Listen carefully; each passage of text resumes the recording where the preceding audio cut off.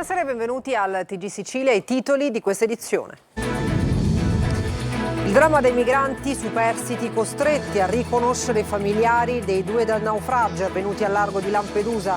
Sono al momento 23 le salme recuperate in mare. La procura ha già dato il via libera al seppellimento. Catania fa il pieno di turisti in una giornata all'insegna della tradizione immancabile, la passeggiata in via Etnea, in tanti affollano anche i solarium. Ferragosto, a Taormina i droni vigilano sulle coste, ma malgrado i divieti, accampamenti e falò illuminano le notti nelle spiagge siciliane. A Mondello bagni e fuochi fino alle ore piccole, a Marina di Cottone la battigia ridotta in discarica. E a Ferragosto non poteva mancare lo spettacolo dell'Etna, tornato in attività con una colata in alta quota, ma a portata di turisti, ripresi i momenti più suggestivi della nuova eruzione. Ma a caratterizzare il Ferragosto c'è anche il maltempo. Il sole del mattino ha lasciato spazio a nuvole e a qualche temporale, soprattutto nel catanese e nel ragusano. Domani allerta gialla. Nel litorale sud di Marsala, serata di terrore per centinaia di persone, maxi rissa tra italiani e tunisini. 3 giovani accoltellati al vaglio degli investigatori, le sequenze dei telefonini di chi ha assistito alla scena. E poi il calcio, nel weekend prima uscita ufficiale in Coppa Italia per le formazioni siciliane. Test da Serie A per il Palermo a Cremona. Nella manifestazione riservata alle squadre di C, Catania supportato da 600 tifosi a Crotone.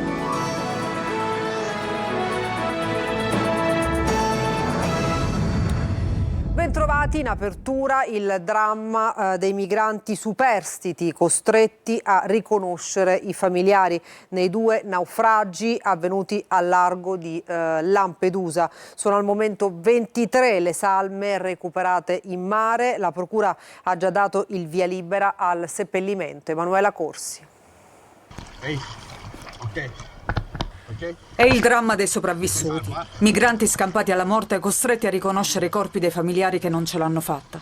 Tra queste la drammatica storia di una donna somala. Viaggiava con una neonata. Quando la carretta ha iniziato ad imbarcare acqua, la piccola le è scivolata dalle braccia.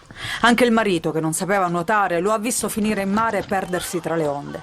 Quando i poliziotti le hanno iniziato a mostrare le foto delle 23 vittime del doppio naufragio di mercoledì scorso, la donna ha avuto un mancamento. Sotto shock anche un uomo, anche lui somalo, che tra quelle foto ha trovato il volto di suo fratello. Un adolescente egiziano superstite ha identificato invece lo zio e il nipote di sua zia.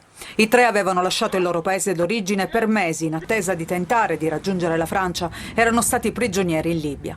Stessa sorte di un altro giovane egiziano che ha riconosciuto l'amico con il quale aveva iniziato il viaggio. Una ragazzina invece ha chiesto di non fare alcun riconoscimento. Non se l'è sentita. All'hotspot è rimasta sola. Nessuno dei suoi familiari ce l'ha fatta. Non è ancora chiaro quante siano le persone disperse. In totale, sui 2 barconi, partiti entrambi dalla Libia, sembra che vi fossero tra 100 e 110 persone. La procura di Agrigento, che sta indagando per naufragio colposo a carico di ignoti, ha già dato il via libera al seppellimento e adesso la prefettura sta cercando le sistemazioni nei vari cimiteri della provincia. Andiamo avanti con le altre notizie, andiamo a Catania che fa il pieno di turisti per un Ferragosto all'insegna della tradizione. Tonino De Mana. Prima la granita, bene, a mangiare l'arancino. E la granita? Dopo. La mattina la granita e a pranzo un bel arancino al ragù. Granita o arancino? Il quesito divide le opinioni dei turisti che affollano il centro storico. Una cosa è certa e su questo non si discute. Per Ferragosto a Catania è boom di presenze e poco importa se il sole picchia. La voglia di scoprire le bellezze della città è talmente forte che supera ogni cosa. Così un ventaglio può diventare un fedele alleato. Via Etnea è il cuore pulsante, è qui che si concentrano la maggior parte dei visitatori, che poi si dividono tra negozi, molti in cerca di refrigerio e quindi di aria condizionata, ma anche nelle traverse, dove non mancano le bancarelle che vendono di tutto, dai profumi ai souvenir, dalle collane alle conserve e al miele. Con il nostro lavoro lavoriamo sempre nel periodo festivo. Ma vengono più qui catanesi o turisti? Turisti, perché hanno sempre le cose uniche fatte realmente a mano e che ricordano gli odori, i sapori e le cose belle di questa terra. Per chi vuole immergersi nella storia, c'è l'anfiteatro romano visitato ed immortalato. E adesso una passeggiata per i monumenti e per la città. Si cammina e si smaltisce. Abbiamo mangiato bene, poi il centro storico di Catania offre tanto. Ieri sera abbiamo mangiato tanto, sì, passeggiamo. E poi c'è chi approfitta per l'immancabile Tintarella, sdraiandosi in una panchina di piazza Sesigoro, o chi ha già effettuato un bagno rinfrescante. Siamo stati alla playa, bellissima, acqua pulitissima, bellissima. Altri invece affollano il solarium di Ognina, del resto non c'è Ferragosto senza mare, almeno a Catania. Bagno di mezzanotte, balli e fuochi. Rispettato a Mondello il rito della notte di Ferragosto, malgrado i divieti, accampamenti e falò in molte spiagge siciliane. A Marina di Cottone la battigia ridotta in discarica. A Taormina i droni vigilano sulle coste. Marco Gullà.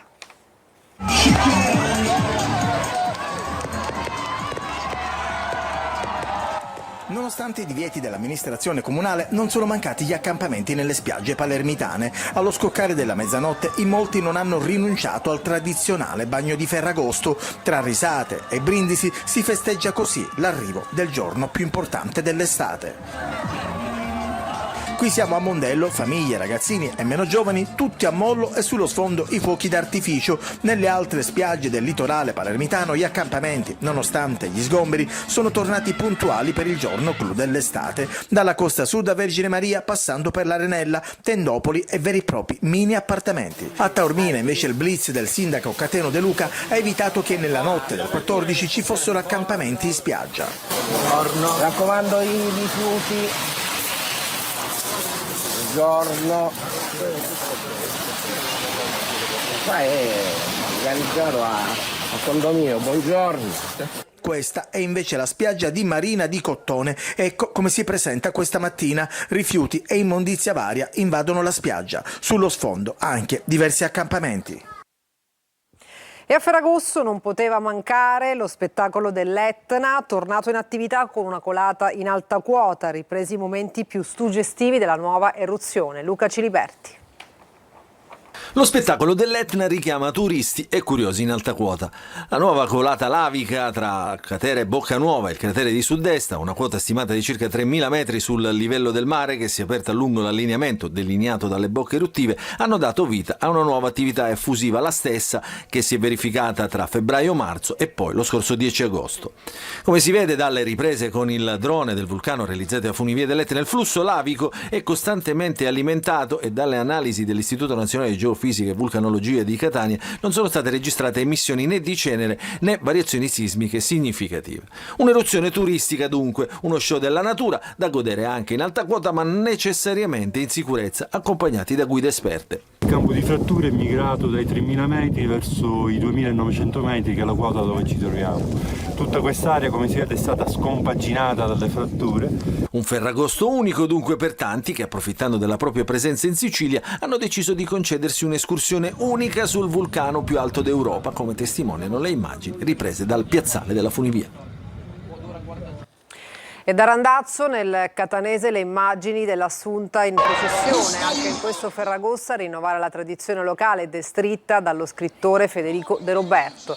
La vara randazzese è una maestosa macchina devozionale alta 18 metri che attraversa lentamente le vie del centro storico tra due ali di folla. Ispirata alla tradizione bizantina, raffigura il transito dell'Assunzione e l'incoronazione della Vergine Maria, con scene in movimento. L'attuale struttura è stata realizzata a fine Ottocento ed è trainata a mano da centinaia di devoti.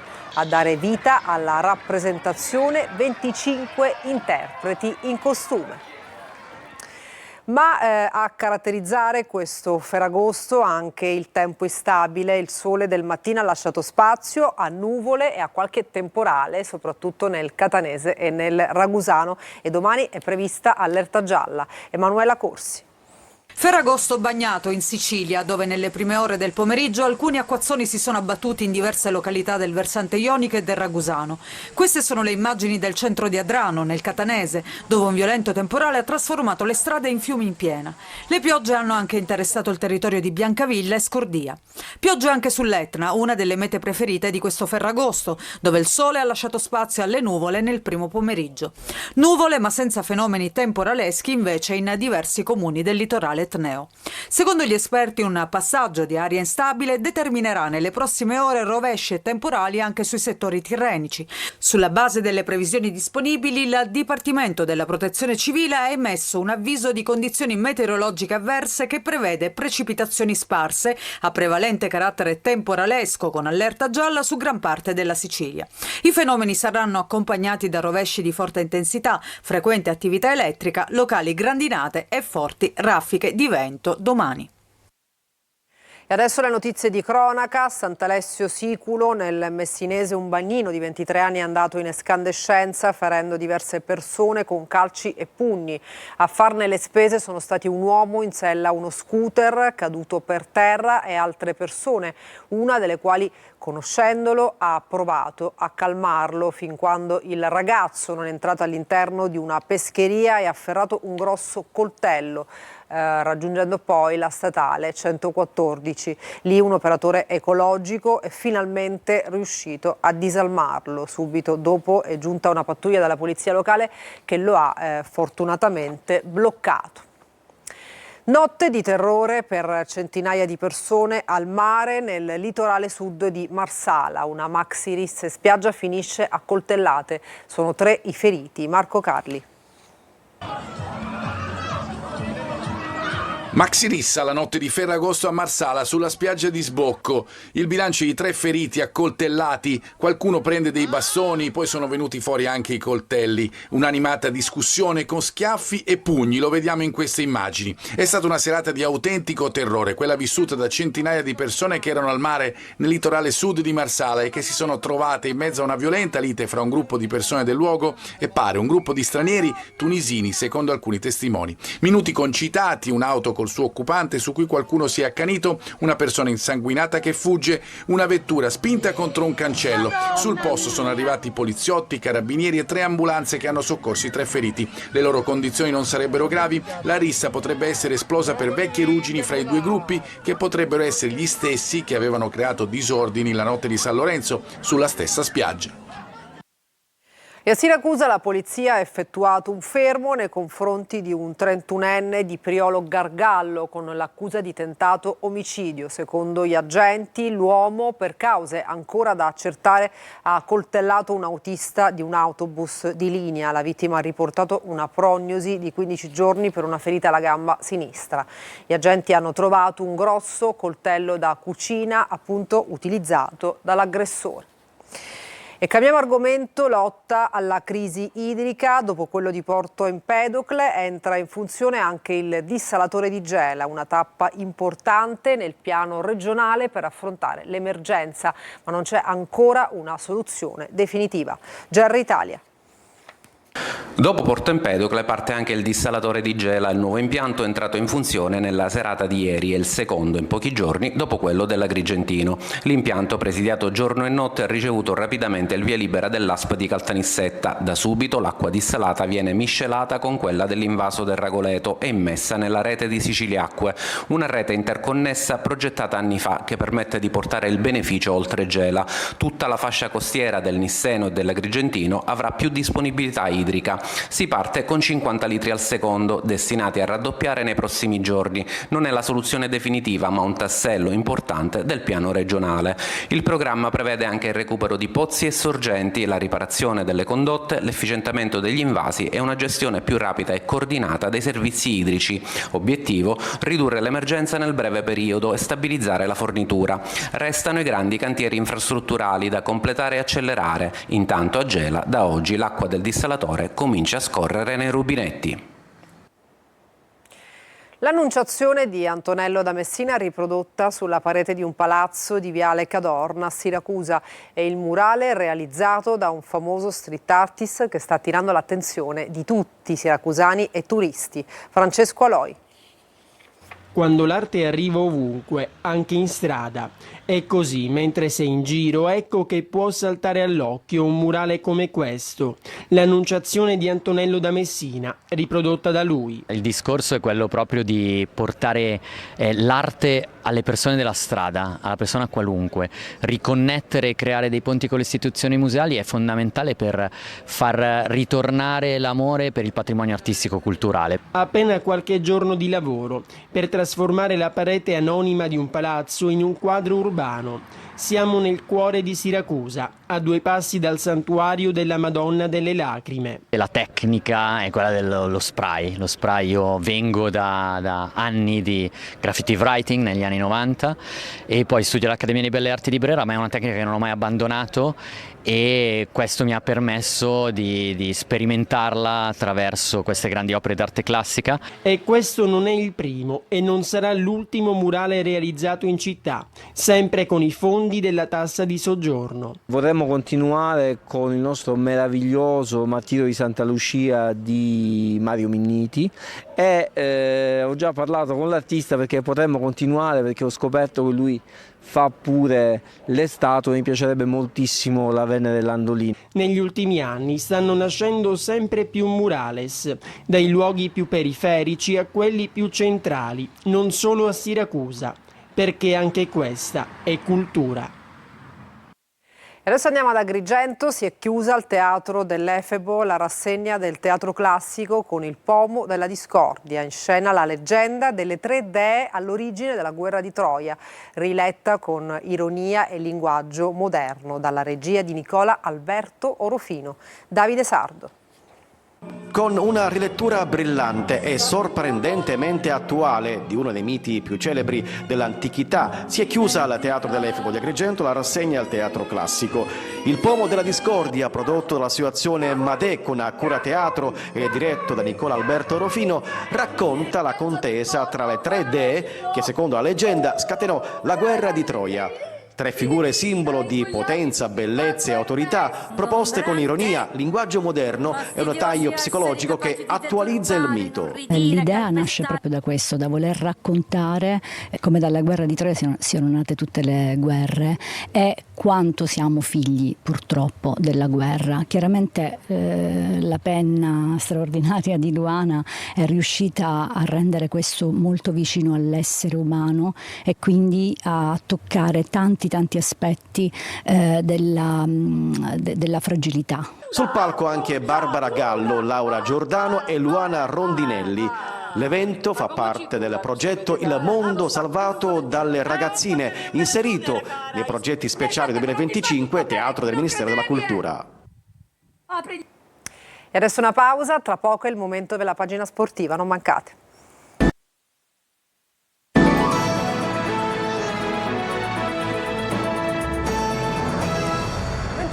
Al TG Sicilia, adesso il calcio, domani sera si alza il sipario sulla stagione del Palermo, rosanero impegnati in Coppa Italia sul campo della Cremonese. Inzaghi chiede un esordio col botto. Marco Gullà. Si alza il sipario, via la stagione del Palermo. Domani alle 21:15 allo Zini l'esordio in Coppa Italia contro la Cremonese. Rosanero che dopo il pieno di entusiasmo nell'amichevole contro il City adesso devono fare il risultato. Il passaggio del turno in Coppa ai danni dei grigiorossi che giocheranno in Serie A potrebbe permettere al Palermo di giocare contro Udinese o Carrarese e comunque dare già un segnale importante al campionato cadetto. Si inizia a fare sul serio, la squadra si è preparata al meglio, speriamo di fare una grande partita, insomma comunque andare ad affrontare una squadra che farà il campionato di Serie A per noi deve essere un motivo di grande soddisfazione e speriamo di essere all'altezza, fare una grande gara e poi vedremo il risultato del campo. Diversi cambi di formazione sono previsti rispetto all'amichevole contro il Manchester City. L'obiettivo è far mettere minuti nelle gambe al maggior numero possibile di giocatori in vista del debutto in campionato contro la Reggiana. In porta esordirà Bardi, a centrocampo Giasi, impiegato per tutti i 90 minuti contro il City, potrebbe riposare lasciando spazio a Pierozzi. In avanti possibile chance per Palumbo assieme a Brunori a supporto di Poyan Paolo. E appunto verso la prima partita ufficiale, le squadre siciliane di C vivranno nel weekend un test importante in vista dell'esordio in campionato. Intanto prosegue il lavoro sul mercato. Marco Carli. Tra Coppa Italia e mercato, il Catania sostenuto da 600 tifosi che danno l'idea del consueto attaccamento dei supporter sarà domenica a Crotone contro i calabresi, sfida fra due squadre dal blasone elevato che vogliono, soprattutto i rossazzurri, essere protagoniste. Un test che darà la possibilità a Toscano di verificare ulteriormente il gruppo per un match che si ripete a distanza di 12 mesi. L'anno scorso, partita al Massimino, con gli etnei che ebbero la meglio sui pitagorici e i rigori. In questa occasione chi passa il turno dopo regolamentare ed eventuali tiri dal dischetto se la vedrà in casa con la vincente di Foggia Siracusa. L'allenatore del Catania dovrebbe non discostarsi molto dall'11 base visto nel primo tempo del match con il Valletta. In vista del campionato va inserito ovviamente da Ausilio, che orbiterà nel ruolo di trequartista alle spalle della punta nelle intenzioni insieme a Cicerelli. Sul mercato restano da piazzare gli esuberi che sono ancora in un numero cospicuo, in sintesi fare spazio ai nuovi acquisti che saranno una punta e un centrocampista. Esattamente opposta alla situazione in casa Siracusa, vanno ingaggiati secondo le intenzioni del tecnico Turati 8-9 elementi per completare l'organico. Il Siracusa in Puglia per il match con il Foggia che è nella stessa condizione degli aretusei, con una squadra che sarà completata negli ultimi giorni di mercato. In casa Trapani in arrivo un difensore che sarà Camporese a cui potrebbe aggiungersi Rizzo e una punta con funzioni di trequartista, quello che Antonini considererebbe come il colpo del mercato. Arriverà dopo le partenze. Si cerca di sistemare Verna e Segberg. Per il campo domenica sfida a Picerno, chi passa il turno trova in trasferta la vincente di Salernitana Sorrento. Adesso una pausa, tra poco per altri aggiornamenti.